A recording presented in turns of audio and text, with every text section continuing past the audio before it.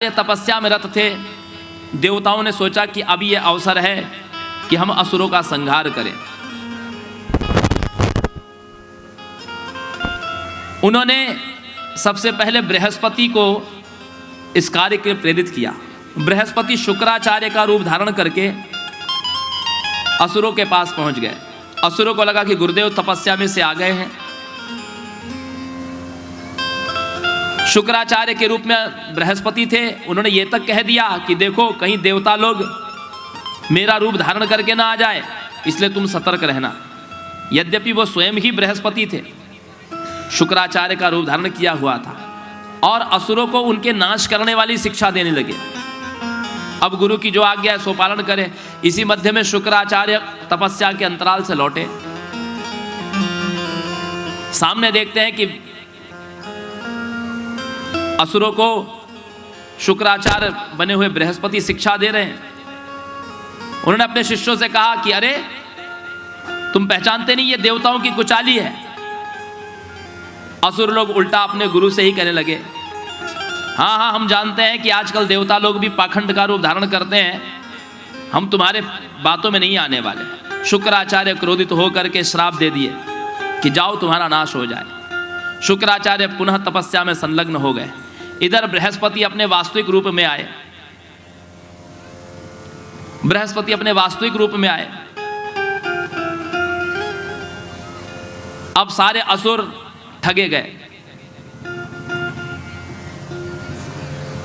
क्योंकि गुरु भी रूठ गए। प्रहलाद जी के नेतृत्व में सब लोग शुक्राचार्य के पास में पहुंचे। शुक्राचार्य से प्रार्थना करने लगे कि ब्रुवन्तु मुनयः सर्वे क्षणे कोपाहि साधवा,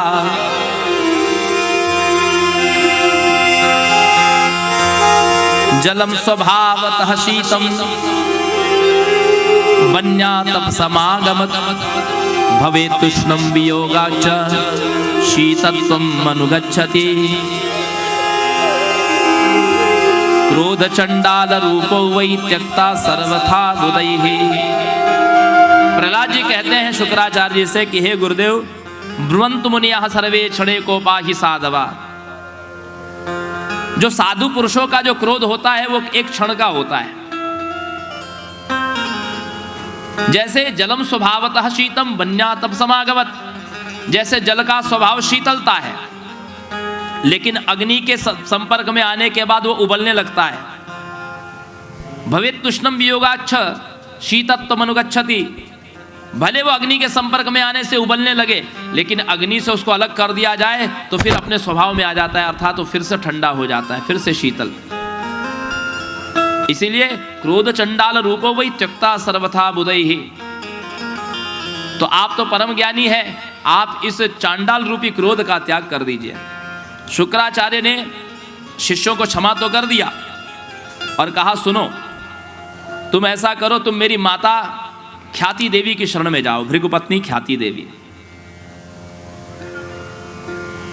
और अब देवताओं से बच करके रहना। शुक्राचार्य फिर तपस्या करने चले गए। इधर देवताओं ने सोचा कि अब अवसर है, आक्रमण किया जाए। देवताओं ने असुरों पर आक्रमण किया। असुर लोग सब ख्याति देवी की शरण में थे। माता हमारी रक्षा करिए, बचाइए। ख्याति देवी ने कहा न भेतव्यम न भेतव्यम भयम त्वजत दानवाः, मत्शासन वर्तमानान्ना नभिर्महतुमहति मरहति। तुम अभी मेरी शरण में हो, तुम डरो मत, डरो मत। न भेतव्यम। ख्याति देवी ने अपने मुख से अग्नि उगली। अग्नि की ज्वाला से देवता संतप्त होने लगे। भाग खड़े हुए भगवान विष्णु को बुलाया। भगवान श्री हरि आए। उसी समय ख्याति देवी ने अपना इतना विकराल मुख खोला, देवराज इंद्र को निगल लिया। भगवान श्री हरि ने जिम्नास्त्र छोड़ा। जिम्नास्त्र छोड़ने से ख्याति देवी को जमाई आई और देवराज इंद्र मुख से बाहर निकल गए।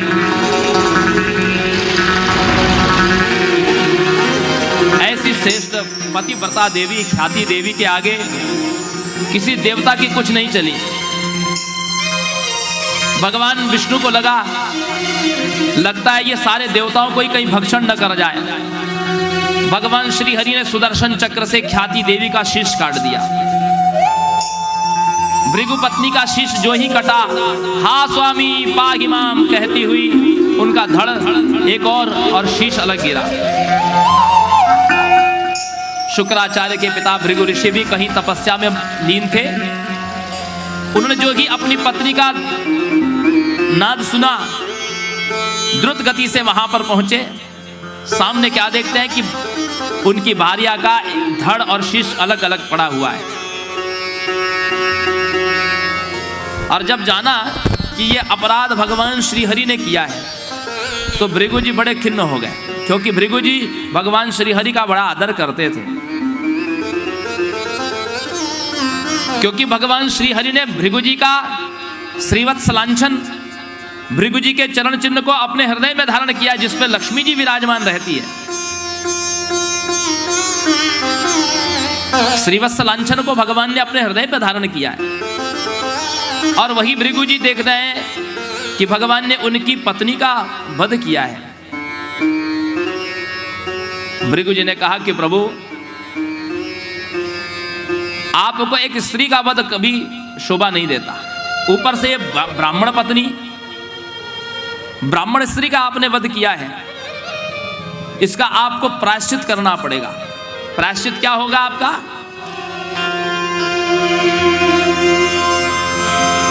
अवतारा मर्त्य लोके संतुमच्छाप संभव प्रायो गर्भवम दुखम भुंक्ष पापा जनार्दन। आपका मृत्युलोक में बार बार अवतार हो। अवतारा मर्त लोके संतु मच्छाप संभव, मेरे श्राप से आपका बार बार मृत्युलोक में अवतार हो। और इतना ही नहीं, प्रायो गर्भवम दुखम भुंक्ष पापा जनार्दना, इस पाप से जो पाप आपने किया है स्त्री वध का, इसका प्रायश्चित करने के लिए आप गर्भ की पीड़ा को भी भोगिए। जैसे जीव, साधारण जीव गर्भ में पीड़ा को भोगता है, ऐसे ही प्रायो गर्भवम दुखम भुंक्ष पापा जनार्दना, उस पाप को आप भुगतमान करिए।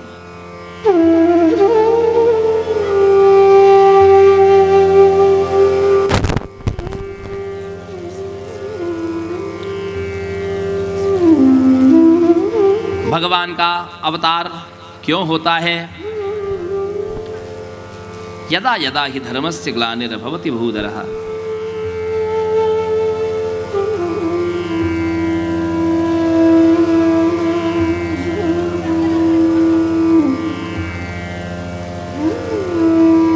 तदा तदा तथा तेषां रूपाणि विभर्म्यहम् अभ्युत्थानम् अधर्मस्य तदात्मानं सृजाम्यहम् साधूनां परित्राणाय विनाशाय च दुष्कृताम्।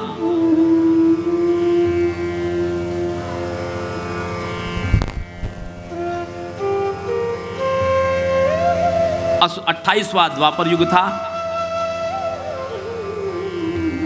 पृथ्वी दुष्ट राजाओं के पाप से आक्रांत हो गई।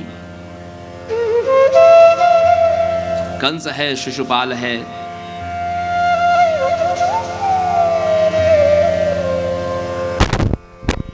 दुर्योधन, पौंड्रक, द्विविद, दंतवक्त्र, दुष्ट राजाओं के पाप भार से पृथ्वी आक्रांत हो करके गाय का शरीर लेकर के देवताओं को साथ लेकर के ब्रह्मा जी के पास में गई।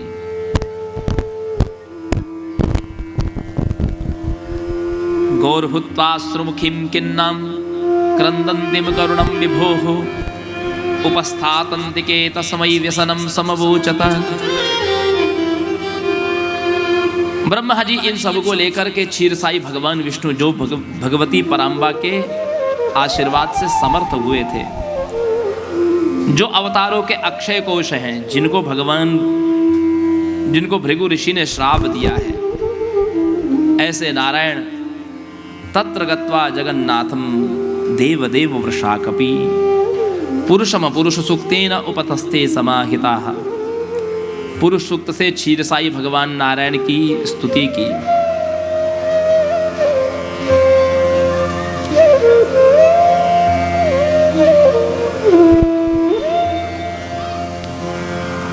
मथुरा के राजा हैं महाराज उग्रसेन। उनके भाई का नाम है देवक। और महाराज दारशाह वंशी शूरसेन हैं, उनके पुत्र हैं वसुदेव। मथुरा के राजा उग्रसेन ने ब्राह्मणों के कहने से अपने नवजात शिशु का त्याग कर दिया था, जिसका नाम था कंस। कंस ने शिवजी की आराधना की। कंस इतना शक्तिशाली था कि शिवजी ने उसको जो धनुष दिया था उसका वजन था 1.25 लाख किलो।